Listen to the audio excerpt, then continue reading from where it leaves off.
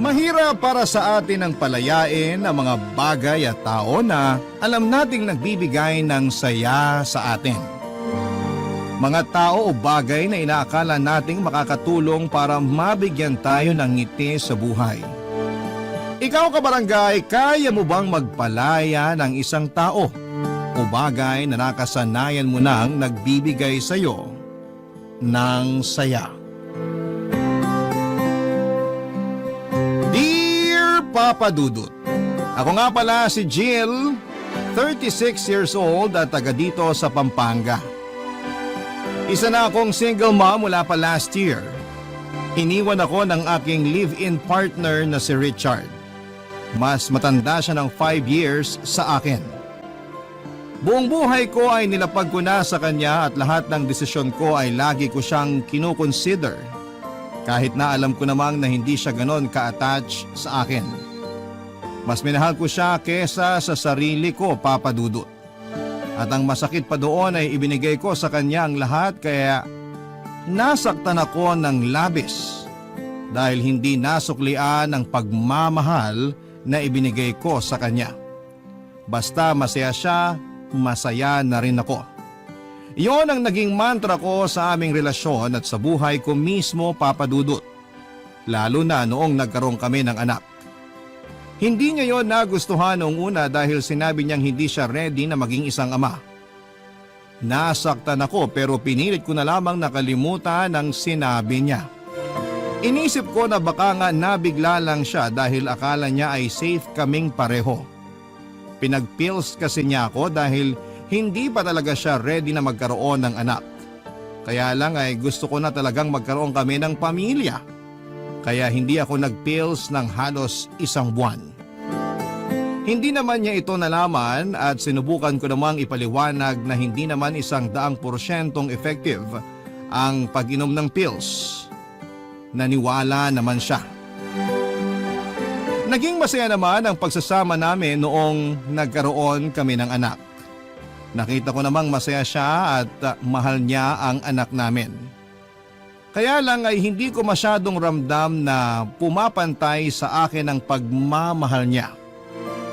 Doon ako nalungkot pero pinilit ko na lamang na itago. Nagstay naman kasi siya sa akin so inisip ko na lamang na mahal din niya ako. Mas mahal ko nga lang siya.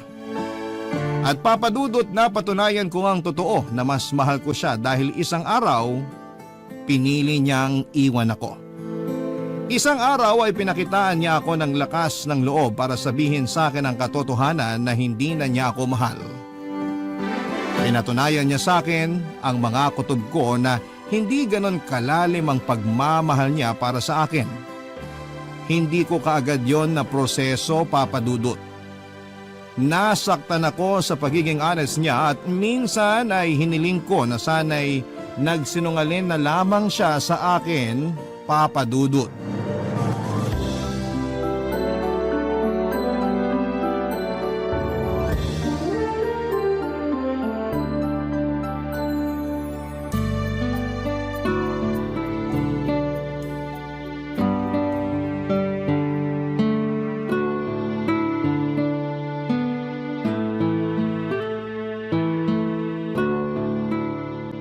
Tulog na ba ang anak natin?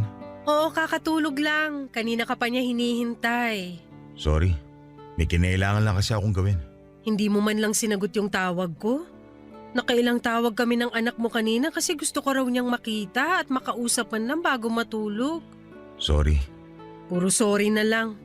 Kailan ka ba babawi sa amin ng anak mo? Hindi naman ako nagkulang sa anak natin. Pero sa akin, May kailangan tayong pag-usapan. dapat nga siguro mag-usap na tayo. Marami na kasi akong napapansin sa'yo eh.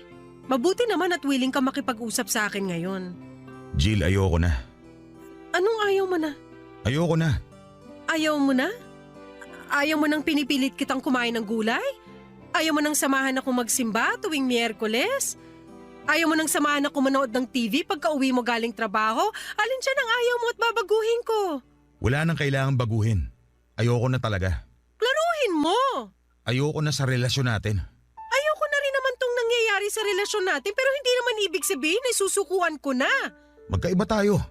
Gusto ko na tong sukuan Hindi ka pwedeng sumuko dahil may anak tayo. at hindi ko siya pababayaan. Yan ang mapapangako ko sa inyo. Paano ko bang hahawakan yung pangako na yan? Hindi mo nga natupad yung pangako mo na magsasama tayo habang buhay. Para sa anak natin, tutuparin ko ang pangako ko. At yung pangako mo sa nanay ng anak mo? Jill, huwag ka naman ganyan. Ikaw pa tong ang lakas ng loob na iwan ako, samantalang ako lang naman tong nag-e-effort sa relasyon natin. Ayun na nga eh. Ikaw na lang nag-e-effort. Hindi mo ba makitang unfair yon? Unfair talaga sa part ko. Tapos ikaw pa tong may gana mang iwan?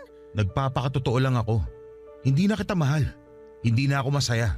At sa tingin mo ako masaya? Kaya nga palayain na natin ang isa't isa para maging masaya na tayo.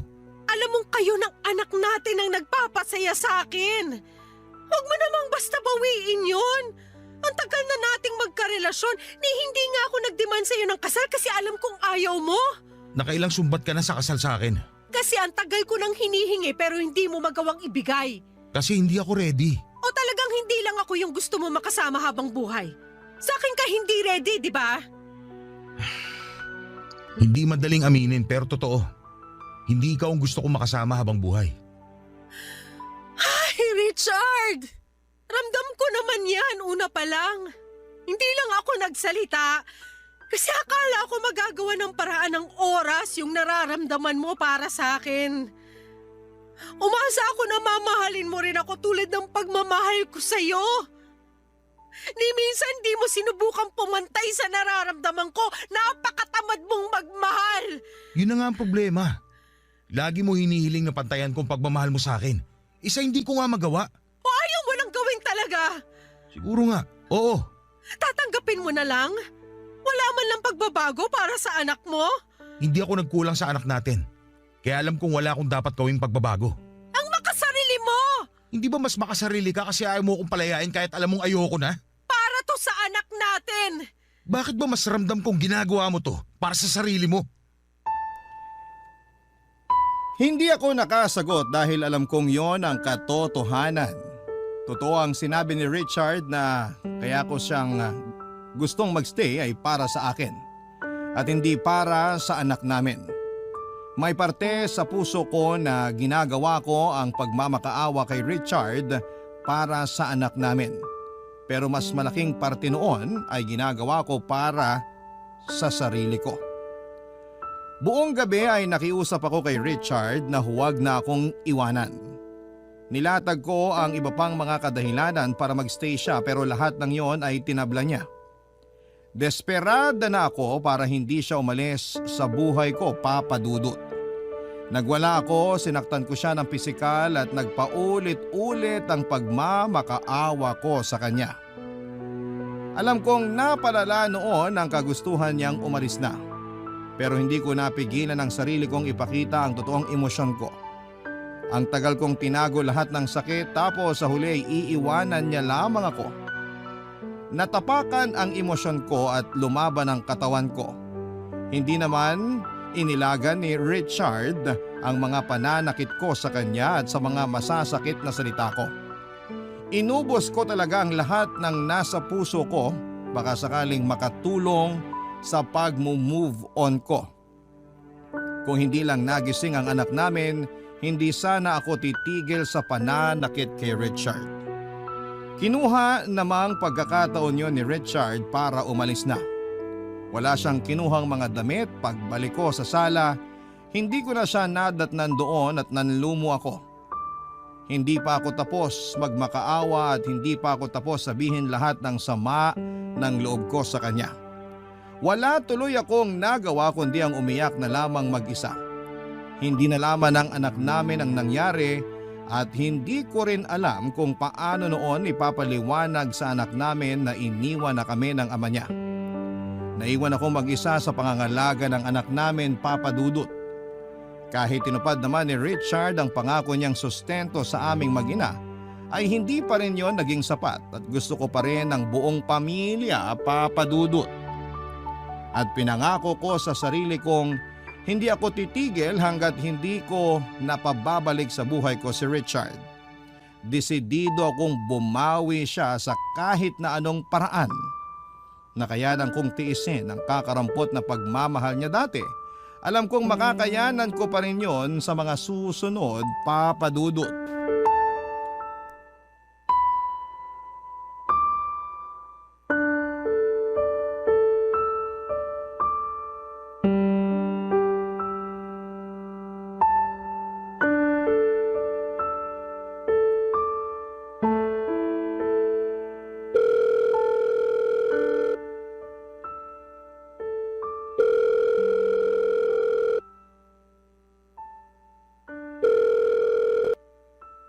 Hello? Hello, Richard? Bakit? Magtatanong lang sana ako kung kailan ka magpapadala ng sustento sa amin ng anak mo. Di ba alam mo naman na ang regular schedule ang padala ko? Kino-confirm ko lang baka kasi may pagbabago. Wala nagbago. Ganun pa rin. Kung meron man, magsasabi ka agad ako sa'yo. Paborito mo pa rin ba yung ginataang tulingan? Ano? Naisip ko kasing magluto nun eh. Pwede ko namang ihatid sa'yo ngayon. Ako lang naman ang pwedeng kumain nun dito sa bahay. Naisip ko lang i-share sa'yo. Hindi na. May mga natira pa akong ulam dito. I-ref mo na lang para may makain ka kapag naumay ka sa mga ulam mo dyan. Ang layo ng bahay mo sa bahay ko ngayon. Hindi mo na kailangan ipadala. Mahal magpa-deliver. Hindi ko naman ipapadeliver sa iba. Ako na mismo ang maghahatid. Jill, hindi na kailangan. Pero paborito mo yung ginataang tulingan, di ba? Dati yon. Akala ko ba walang nagbago? Saan na naman ba papunta ang usapang to, Jill? Baka lang lumamig na ang ulo mo sa akin at naisip mo magkaayos na tayo. Sabi ko na eh. So ano nang sagot mo? Kailan mo gustong pag-usapan tong tungkol sa pagbabalikan natin? Nakailang buwan na rin naman na tayong hiwalay. Baka nakapag-isip ka na ng tama. Jill, wala na akong balak makipag-usap pa tungkol sa relasyon natin. Wala na tayong ibang dapat pag-usapan kundi ang anak natin. Ito na yung tama para sa sitwasyon natin. Para rin naman sa anak natin tong ginagawa ko ah. Huwag mo namang gamitin ang anak natin para makuha mo ang gusto mo. Hindi ko ginagamit ang anak natin. Gusto ko lang makita mo ng mas maayos na kailangan ka ng anak mo. Kaya nga ginagawa ko pa rin ang best ko para sa kanya kahit hindi na tayo nagsasama sa iisang bahay. Pero hindi ba't mas magiging maganda para sa kanya na kasama ka namin sa iisang bubong? Hindi mo ba naisip yun? Hindi na tayo pwede magsama. May babalik ko rin ang pagmamahal mo para sa akin. Magbabago ko para sa'yo. Lahat ng ayaw mo sa akin tatanggalin ko. Gumawa ka ng listahan. Alam ko na karami na ako sa'yo. Hindi na maibabalik ang pagmamahal ko sa'yo kasi may iba na ako. May iba ka na? Sorry kung hindi ko kagad nasabi sa'yo. Pero nagsasama na kaming dalawa ng bago kong girlfriend. At mas pinili mo siya kaysa mabigyan ng masayang pamilya ang anak mo? Kaya pa rin nating mapasaya ang anak natin kahit hindi na tayo magkasama.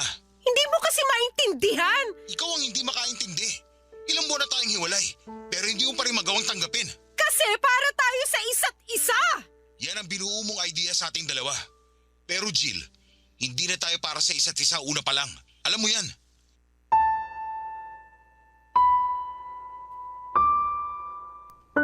Lagi na lamang kay Richard ang huling salita, Papa Dudut. Hindi na naman ako nanalo dahil alam kong tama naman siya. Alam kong hindi kami para sa isa't isa pero pinipilit ko dahil siya na yung buhay ko. Mali nga na gawing mong mundo ang isang tao pero sa ganitong paraan ako naging masaya. Kaya nung umalis si Richard ay nawala na ako ng dahilan para magpatuloy pa. Kahit mismong anak namin ay hindi na ibigay ang saya na dulot sa akin ni Richard. Nakaka-guilty ang ganong pakiramdam pero totoo akong tao at alam kong ito ang totoong nararamdaman ko. Papadudot, after kong nalaman na may iba na ang karelasyon si Richard ay nadurog ako. Hindi ko naalaga ang maayos ang anak ko at kinailangan ko muna siyang ipaalaga sa magulang ko para maproseso ko ang nangyari sa amin ni Richard. Nagkulong lamang ako sa bahay at iniyak ko ang lahat ng sama ng loob ko. Panay ang tingin ko noon sa pictures namin ni Richard dahil sobrang nami-miss ko na siya. Binalikan ko ang lahat ng conversation namin noong nagsisimula pa lamang ang relasyon namin. Alam kong sinasaktan ko lamang ang sarili ko sa ginagawa ko. Pero hindi ko mapigilang sariwain noon ang nakaraan namin. Naging masaya naman kami dati kahit na nakukulangan ako sa pagmamahal niya sa akin. Kung nakontento na lamang sana ako dati at hindi na lang laging nagrereklamo sa kanya, sa sama ng loob ko dahil hindi ko masyadong maramdaman ang pagmamahal niya, sana'y hindi kami nagkahiwalay. Sana'y natuto akong tanggapin na lamang kung ano lang ang kaya ni Richard kung yun lamang ang paraan para magstay siya sa buhay ko. Pinagod ko rin ang sarili ko sa kakaisip ng paraan para makuha ko siya pabalik sa buhay ko, Papa Dudut. Hanggang sa bigla ko naalala ang tiyahin kong nasa probinsya. Napangiti ako dahil nakaisip na ako ng magandang plano at kailangan ko ang tiyahin ko para maisakatuparan yon. Papa Dudut, alam ko na ang gagawin ko at sigurado na ako noon na makukuha ko pabalik si Richard. Dahil doon ay napatigil na ako sa pag-iyak. Dahil doon ay gumaan na ang pakiramdam ko dahil mababawi ko na kung sino ang para sa akin, Papa Dudut. Barangay Love Stories. Barangay Love Stories. Papa Dudut, hindi ko muna kinuha ang anak ko sa mga magulang ko dahil kinailangan kong umuwi ng probinsya para puntahan ang tiyaming ko na noon ay 60 years old na. Matandang dalaga at nakatira malayo sa mga kamag-anak namin. Naging close kami ni Tiyaming noong bata pa lamang ako. Pinsan siya ng nanay ko at siya ang pinaka-paborito kong kamag-anak sa lahat dahil kaya niya akong intindihin. Ako lang din ang nakakaunawa sa kanya dahil tingin ko sa kanya ay mabuting tao. Samantalang ang tingin sa kanya ng iba naming kamag-anak ay weirdo at may sapak sa utak. Hindi ko nakita yon sa kanya. Nakita kong matalino siya at mayaman ang espiritualidad niya. Kaya mas lalo akong napalapit sa kanya dahil gusto kong malaman ang mga bagay na hindi pa alam ng karamihan. Kaya lang ay kinailangan niyang umalis sa barangay namin dahil hinuhusgahan na siya ng mga kakilala namin base sa ginagawa niyang kabuhayan. May sabi-sabi kasi sa barangay namin na isang mangkukulam ang tiyaming ko. Kahit mga kamag-anak ko mismo ay pinapaniwalaan yon. Bata pa lamang ako noon pero alam kong may katotohanan ng sinasabi nila. Tuwing may nakakaaway si Tiyaming sa lugar namin ay inaasahan ng lahat na may mangyayaring hindi maganda sa tao na yon at walang naging palya yon, Papa Dudut. Sa kwarto ni Tiyaming minsan na akong nakapasok. Wala ni isa sa mga kamag-anak ko ang nagtangkang pumasok doon maliban sa akin.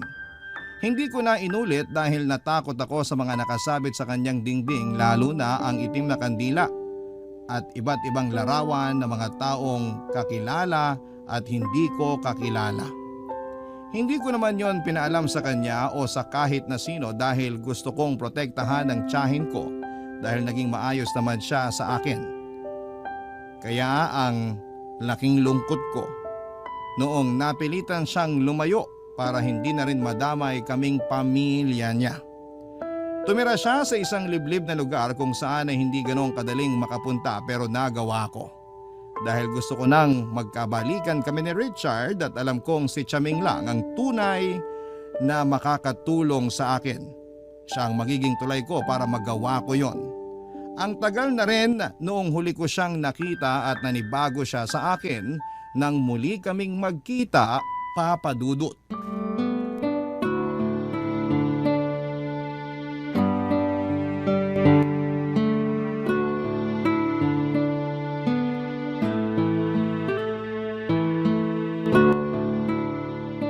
Oh, Jill, hindi kita halos nakilala ah.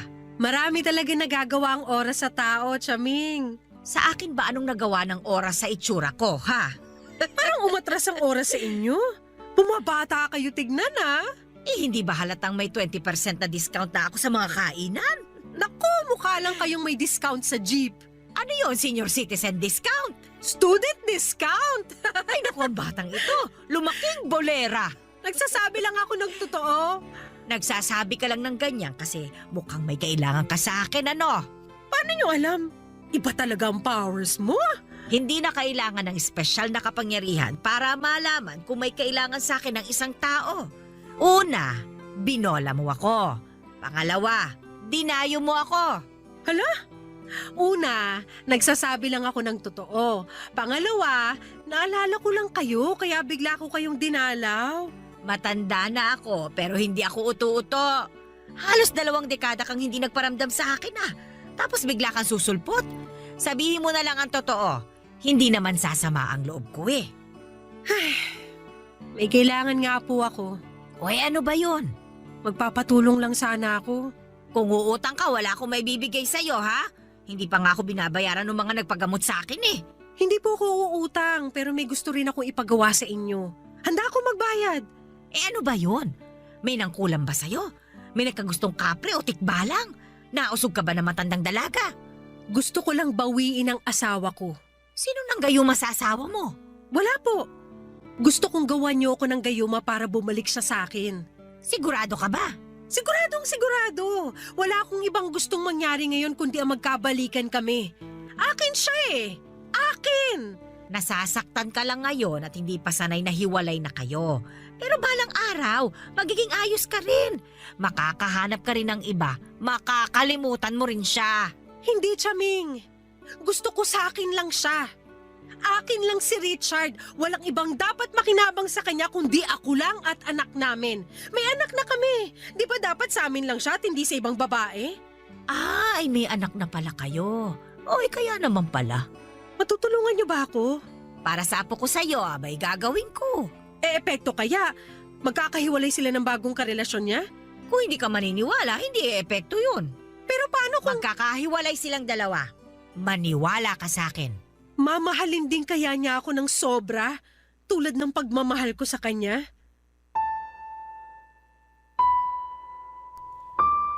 Hindi nakapagsalita si Chaming sa huling tanong ko, Papa Dudut, kahit siya ay hindi naging sigurado sa pwedeng mangyari. Nasabi niya sa akin na kaya niyang paghiwalayin sina Richard at ang bagong karelasyon nito pero hindi niya may pangakong magiging kapantay ng pagmamahal ko ang pagmamahal ni Richard sa akin. Tinanggap ko na lamang yon kasi ang habol ko lang din naman ay ang magkabalikan kami.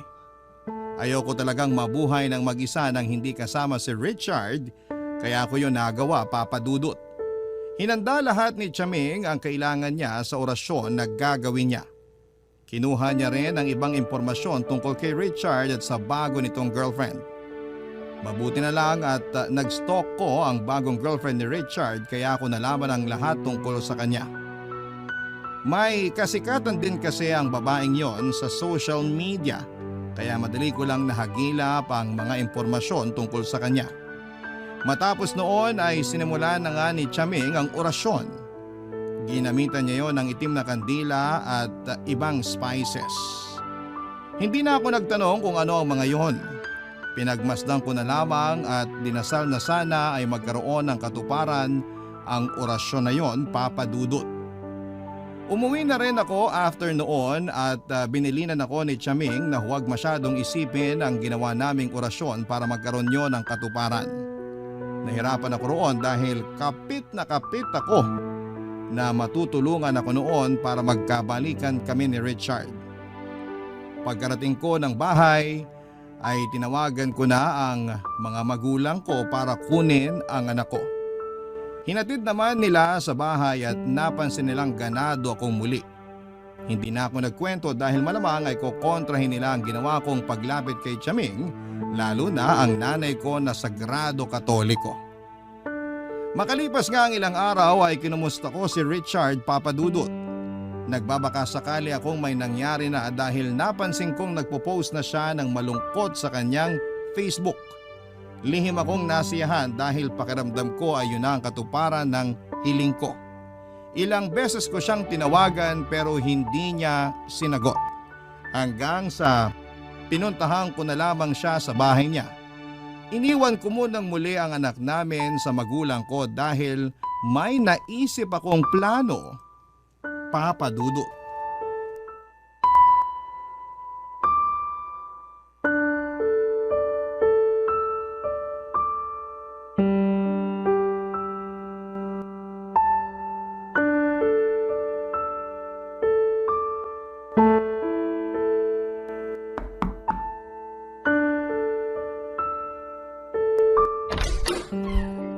Oh Jill, anong ginagawa mo rito? Kanina pa ako tumatawag sa'yo, hindi mo man lang sinagot. Pwede mo naman kasi i-text na lang kung ano man yung kailangan mo.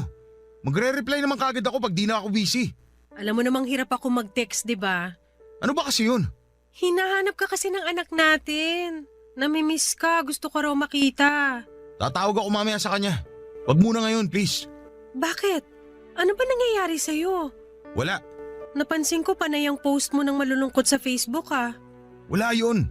May problema kayo ng girlfriend mo? Hindi ko alam. May problema nga kayo. Okay lang ba kung umalis ka na muna? Kailangan ko lang mapag-isa.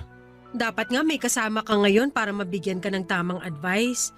Lalabas naman kami ni Arthur mamaya para mag-inuman. Ayos na ako ron. Iba pa rin kapag may kausap ka ngayon lalo't babae ako. Alam ko ang takbo ng utak ng mga babae. Bakit? Hindi ka ba busy? Andito ba ako ngayon kung busy ako? Yung anak natin, nasan? Nasa magulang ko. Pinabantayan ko muna kasi medyo nag-aalala rin ako sa'yo eh. Liga, pasok ka. Salamat. Upo na rin ako ah. Pili ka lang ng gusto mong maupuan dyan. Kukuha lang ako ng kape. Ay, okay na. Mag-usap na lang tayo ngayon. Maupo ka na rin. Halika, tabihan mo ako. Paano ba to? Anong paano ba to? Paano mo ako matutulungan sa girlfriend ko? Nagtalo na lang kami bigla dahil sa sinaing. Inaway niya ako. Inaway ko rin siya. Dahil lang sa sinaing? Alam ko ang babaw. Pero hindi ko maintindihan yung sarili ko kung bakit ako sumabog ng ganun. Asan siya ngayon? Umuwi muna siya sa magulang niya. Hiwalay na kayo? Nakipag-cool off siya sa akin. Pero makikipag-ayos ako. Alam mo kung ako sa'yo, wag na. Yan ang ibibigay mong advice sa akin? Kasi naman kung sa maliit na bagay lang ganyan na kayo magtalo. Paano pa kaya kapag malalaking pagsubok na? Tama ka naman. Kaya lang. Gusto mo ba dalhin ko muna rito ang anak natin para malibang ka? Pwede naman. Kaya lang, lalabas kami ni Arthur mamaya eh. Pwede namang dito lang din ako para pag umalis ka, may magbabantay sa anak natin. Tapos uuwi na lang kami kinabukasan. Ayos lang ba? Parang hindi magandang idea yan. Ay nako, naka-move on na ako sa'yo no. Walang halong mali siya tong pagstay ko rito kung yan ang iniisip mo. Gusto ko lang makatulong. Tsaka pag malungkot ka, maapektuhan yung pakikitungo mo sa anak natin. Bilang nanay, ayoko namang mangyari yun. So ginagawa mo lang to para sa anak natin?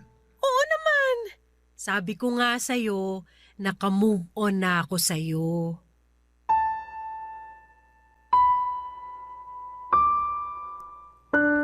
Siyempre, nagsinungaling ako kay Richard para payagan niya akong mag-overnight sa bahay niya. Kailangan ko rin kasing makibalita at natuwa talaga ako sa nangyari. Kinuha ko ang anak namin at saka dinala sa bahay ni Richard. Natuwa akong makita silang masayang magkasamang mag-ama. Parang nabuo ulit kaming pamilya. Hindi na rin natuloy na umalis si Richard kasama ang kaibigan niyang si Arthur. Nag-decide na lamang siya na manood kaming pamilya ng pelikula sa bagong TV niya.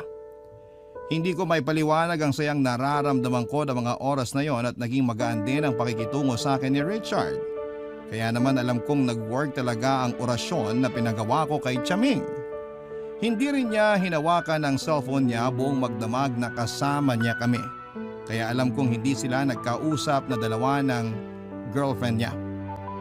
Papadudod sa pagdaan ng mga araw, nakibalita pa rin ako kay Richard, hindi pa rin daw sila nagkakaayos ng girlfriend niya. Ramdam kong balisa si Richard at ayon kay Chaming, parte raw yon ng ginawa niyang orasyon. Hindi rin nag-attempt na lumapit si Richard sa girlfriend niya at hindi raw niya maintindihan kung bakit. Dati naman daw ay si Richard ang nagpapakumbaba sa tuwing may maliit silang away. Pero noong pagkakataong yon ay nagbago na ang lahat. Hindi na raw naramdaman ni Richard na kailangan niyang lumapit sa girlfriend niya. Naramdaman daw niya na nababalisa siya sa tuwing naiisip na kausapin ang babaeng yon. Isa na namang senyales na epektibo ang ginawa ni Chaming. Kaya naman nagpapasalamat akong muli sa tiyahin ko. Ang kailangan ko na lang hintayin ay ang pagbabalik ni Richard sa aming mag-ina. Hindi ko paramdam na nagbalik na ang pagmamahal niya sa akin pero sabi nga ni Chaming, Kailangan ko lang magtiwala sa hiwaga ng gayuma. Barangay Love Stories. Barangay Love Stories. Masaya ako na nadagdagan na rin ang atensyon ni Richard hindi lang sa anak ko kundi maging sa akin din. Kinilig ako sa tuwing kinukumusta ko ni Richard, Papa Dudut. Lagi na rin niyang hinihiram ang anak namin at dumadami na ang oras niya sa aming mag-ina. Kaya naman nagpapasalamat talaga ako na lumapit ako kay Chaming. Wala pa rin akong nabalitaan kung nagkakausap pa rin ba sina Richard at ang girlfriend niya. Kailangan ko na lang silang mapaghiwalay ng totoo para matapos na ang kalbaryo ko at makapasok na akong muli sa eksena. Alam ko namang alanganin pa rin si Richard sa gagawin noon sa relasyon nila. Ramdam ko pa rin naman noon na may pagmamahal pa rin siya sa babaeng yon. Ang maganda lang sa nangyayari noon, di gumagawa ng paraan si Richard para magkaayos sila ng girlfriend niya. Pasensya na ha kung hindi ko magawang banggitin ang pangalan ng girlfriend ni Richard dahil kapag naririnig ko yon ay nababalisa din ako. Sinabi ni Chaming na normal lang daw yon sa mga nagpagawa ng orasyon. Papa Dudut, inakala kong magtutuloy-tuloy na ang magandang balita na hindi na nga magkakaayos sina Richard at ang girlfriend niya. Hanggang isang araw ay napansin ko na lamang na parang biglang nagbago si Richard. Hindi na siya dumadalaw noon sa bahay namin at bihira na rin kung hiramin niya ang anak namin kahit na day off niya. Kinutuban na ako lalo na at bihira na rin niyang sagutin ang mga tawag ko. Alam kong may mali na. Tinanong ko si Richard kung nagkaayos na ba sila ng girlfriend niya at sinabi niyang oo. Nagkabalika na raw sila. Nadurog muli ang puso ko, Papa Dudut. Iniwan kong muli ang anak ko sa mga magulang ko at saka pinuntahan si Chaming para itanong kung bakit nagkabalikan pa rin silang dalawa, gayong malakas naman ang ginawang orasyon ni Chaming. Nung nakarating na ako sa bahay niya, isaktong kakalis lang ng 2 customer niya, Papa Dudut.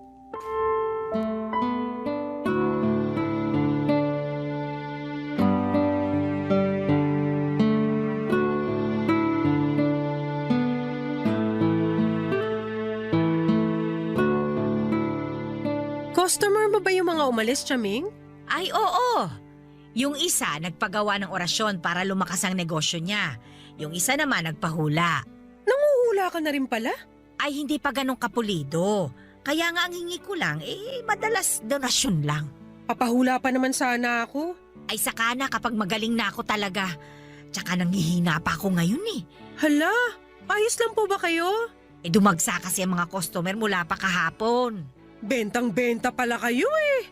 Irekomenda ko nga kayo sa mga kakilala ko sa amin sa Pampanga. Ay sige nga para makadagdag sa pagpapagawa ko ng bahay. Maliit lang din kasi ang sinisingil ko sa mga customer ko. Akong bahala sa inyo. Basta tulungan nyo rin ako kay Richard. O di ba hindi nga't natulungan na kita noon? Nagkahiwalay na sila ng nobya niya, hindi ba? Nagkahiwalay lang pansamantala pero ngayon nagkabalikan ulit sila. Ah, ganun ba? Effective yung orasyon na ginawa nyo para maghiwalay sila eh. Pero bakit nagkabalikan ulit? Hindi ba dapat hindi na? Dahil kumukupas din ang gayuma o kahit anong klase ng orasyon. Bakit di nyo sinabi sa akin? Ay hindi ba? Hindi ko ba nabanggit? Ang importante ngayon alam mo na. Paano to, Chaming? Kailangan ko magkahiwalay ulit sila. Tulungan nyo naman ako. Tinulungan na kita nung minsan. Nanghihina ako ngayon. Baka isara ko muna itong bahay ko para sa mga ganyan. Ako na magpapagawa ng bahay nyo. Paghiwalayin nyo lang sina Richard at yung girlfriend niya. Sigurado ka ba? Opo, basta maibabalik nyo sa akin si Richard. Akin siya eh, akin! Hindi mo naman kailangan ipagawa itong bahay. Pero ayos naman sa akin kung magbabayad ka bilang kailangan ko rin makabawi sa mga espiritong gabay ko na tumutulong sa akin sa proseso. Kahit magkano pa yan? Sige, gagawin ko sa Biyernes. Lalo't bilog ang buwan nun. Malakas ang epekto kapag sa araw na yung ginawa ang orasyon. Chaming, tuloy-tuloy lang ha. Tatawagan ko kayo kapag kumukupas na yung orasyon para magawa nyo ng paraan. Siya, sige. Lulutuin ko lagi ang kandila. Masiguro lang na magkahiwalay sila ulit. Salamat, Chaming. Pero tandaan mo, Jill, ha? Lahat ng ginagawa kong ito ay may kapalit. Babayaran ko naman po kayo eh. Kapalit sa'yo. May balik ito sa'yo. Naiintindihan mo ba? Hindi ko sinagot ang tanong ni Chaming, Papa Dudut. Doon ko lang na-realize na may kapalit nga naman ang paglapit sa mga ganong ritual. Pero sabog ako mula sa pagmamahal ko kay Richard kaya sinabi kong ayos lang. Napansin kong nadismaya si Chaming sa sinagot ko. Kaya lang ay hindi na rin siya nagsalita pa. Nagpaalam na rin ako dahil kailangan ko nang sunduin ang anak ko at habang nasa busa ko ay nakaramdam ako ng takot sa posibleng maging balik sa akin ng pinagawa ko. Kaya lang Papa Dudut, mas nangibabaw talaga ang kagustuhan kong makuha pabalik si Richard. Natikman kong muli ang atensyon niya mula nung nagkahiwalay sila pansamantala ng girlfriend niya. Kaya lang mabilis din yung nawala dahil kumupas na pala ang orasyon na pinagawa ko. Sumapit nga ang araw ng Biyernes, kabilugan ng buwan. Saktong 3:00 daw ng madaling araw nang simulan ni Chaming ang ritual. Excited na naman ako sa magiging pagbabago ng trato ni Richard sa aming mag-ina. Kaya lang ay hindi agad umepekto tulad ng dati. Ilang beses kong kinulit si Chaming pero sinabi niyang habaan ko ang pasensya dahil di e-epekto kapag nagmamadali ako o masyado akong atat. Sinubukan kong magpasensya at makalipas lang ang 2 linggo ay nagkahiwalay muli sina Richard at ang kanyang girlfriend. Naibalik muli sa aming mag-ina ang atensyon ni Richard. Natuwa na naman ako. Hiniling kong muli kay Chaming na lutuin pa ang kandila niya at sumunod naman siya. Napagastos ako dahil gusto kong masiguradong babalik si Richard sa akin. Nagtuloy-tuloy naman ang magandang balita para sa akin. Ramdam ko noon na wala nang ang balikang mangyayari sa pagitan nina Richard at ng kanyang girlfriend. Binura na rin kasi ni Richard ang mga pictures nila ng girlfriend niya sa social media accounts nito. Lumaki tuloy ang pag-asa kong magkakabalikan kami lalo't malungkot si Richard. Inabot ng 5 buwan ang saya ko hanggang isang araw ay nabalitaan ko na lamang na ikakasal na silang dalawa. Gumuho ang mundo ko. Nagmadali akong pinuntahan si Chaming para itanong kung bakit ganon ang nangyari. Akala ko noon ay mapapasa akin ng muli si Richard bakit biglang bumalik siya sa babaeng yon.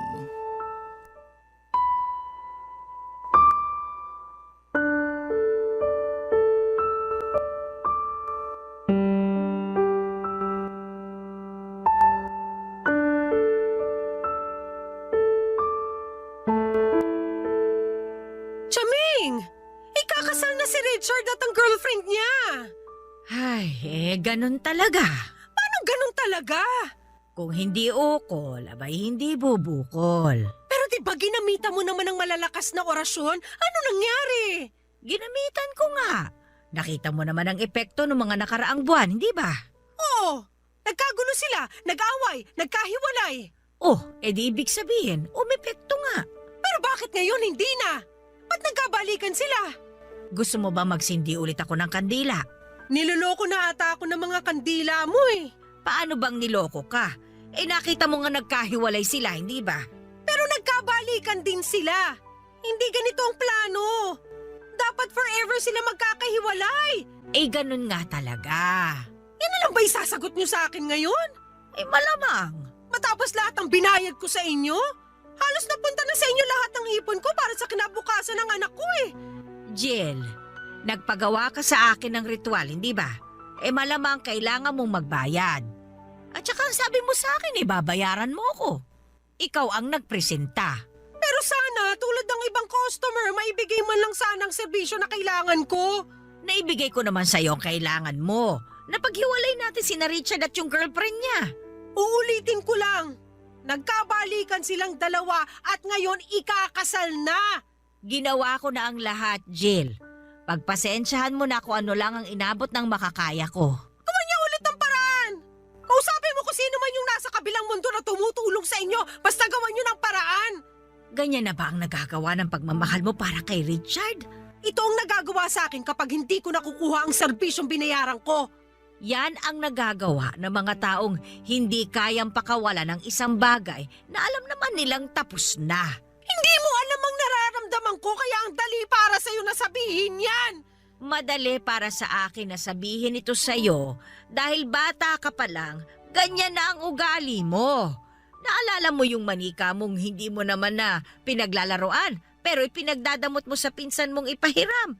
Ang dami mong bagong laruan pero ayaw mong bitawan yung luma para ibigay sa iba kahit alam mo namang hindi mo na naman kailangan. Ganyan ka talaga, Jill. Kinukulong mo sa mga palad mo yung mga tao o bagay na dapat matagal mo nang pinakawalan. Matagal na tayong hindi nagkasama kaya wala kang alam sa mga pagbabago ko ngayon. Nagbago ka ba talaga? O tulad ka pa rin ng batang Jill na sakim at puro sarili lang ang iniisip? Kung hindi ka na makasarili, asa ng anak mo ngayon? Bakit imbis na inaalagaan mo siya ngayon, nandito ka't nagagalit sa akin dahil hindi mo makuha ang isang bagay na hindi naman talaga para sa'yo? Sino ka ba para sabihin na hindi para sa akin si Richard? Hindi siya para sa'yo, Jill. Sa iba't ibang buhay, hindi siya nanatili sa'yo. Hindi siya para sa'yo. So pinirahan niyo lang ako? Alam niyo namang hindi pala siya para sa akin pero kuha ka ng pera sa akin para paasahin ako mapaghihiwalay mo yung dalawa? Napaghiwalay naman natin sila, hindi ba? Ilang beses pa nga. Pero tulad nga ng sinabi ko sa'yo, kung hindi nakatadhana para sa'yo, hindi talaga mapupunta sa'yo. Kahit pa ilang kandila ang sindihan natin, lutuin natin, hindi nun makakayanan ang itinakda. Tinakda kayong magkahiwalay. Itinakda si Richard para sa iba. Sana iyon ay maging klaro sa'yo. Hindi talaga siya para sa'yo. Para akong paulit-ulit na sinampal sa mga sinabi ni Chaming, Papa Dudut. Hindi ko matanggap na may katotohanan lahat ng sinabi niya. Ilang beses nang pinatunayan sa akin ang tadhana na hindi kami ang itinakda para sa isa't isa, pero patuloy ko yung nilabanan. Totoo ang sinabi ni Chaming. Hindi ko magagawang pakawalan yung mga bagay na alam kong tapos na. Hindi ako natuto. Hindi ako pumayag na basta-basta na lamang mawala lahat ng bagay na gusto kong hawak ko lamang. Gaya na lamang ni Richard, Papa Dudut. Iniyak ko lang ang nararamdaman kong pait at sinubukan kong tanggapin pero hindi ko kaya. Nilabas ni Chaming ang barahan niya at saka walang pasabing binasahan ako ng kapalaran. Doon niya ipinakitang hindi talaga kami ni Richard ang nakatakda. Nakita na raw yon ni Chaming. Sina Richard at ang kanyang girlfriend ang nakatakdang magsama habang buhay. Parang dinaganan ang dibdib ko sa mga sinabi ni Chaming, Papa Dudut. Hindi madaling tanggapin ang katotohanan. Pero nung hinawakan niya ang kamay ko at sinabing merong bagong darating, at yun na nga ang para sa akin. Ramdam ko ang sincerity sa mga mata ni Chaming at sinabi niyang paparating na ang para sa akin. Kung magagawa ko lang bitawan ang hindi na para sa akin. Papa Dudut, hindi na ako umulit pa na magpagawa ng orasyon kay Chaming. Tinanggap ko na lamang ang katotohanan hindi para sa akin, kundi para sa anak ko. Minessage ko si Richard at sinabi kong kailangan ko munang malayo sa kanya para makapag-move on. Inamin kong maipagmamahal pa rin ako sa kanya at hindi madali na malamang ikakasal na siya sa iba. Kailangan ko lang ayusin ang sarili ko at intindihin ang anak ko. Naintindihan naman niya at humingi siya ng tawad sa lahat ng mga naging pagkukulang niya. Inayos namin ang para sa schedule ng anak namin at sinabi ko sa kanya na sa magulang ko na lang lumapit kung may kailangan siya sa anak namin. Hindi ko muna siya kayang makita o makausap man lang dahil baka kung ano pa ang magawa ko. Ikakasal na sila ngayong taon, Papa Dudut, at hindi pa rin ako makamove on sa kanya. Pero kinaya ko na ngayon. Bit-bit ko na lamang ang pag-asa na balang araw ay may darating din na para sa akin. Na kapag hindi ko pa binitawan si Richard, itatago siya ng dakilang lumikha sa akin. Kaya ako bumitaw dahil alam kong may darating at yon ang mananatili para sa akin. Hanggang dito na lamang po ang aking liham, Papa Dudut. Maraming salamat po sa pangunawa at pagbabahagi ng aking kwento sa inyong mga masusugid na tagapakinig sa Barangay LS 97.1 Forever. Muli, maraming salamat po. Ang inyong forever at kapusong kabarangay, Jill.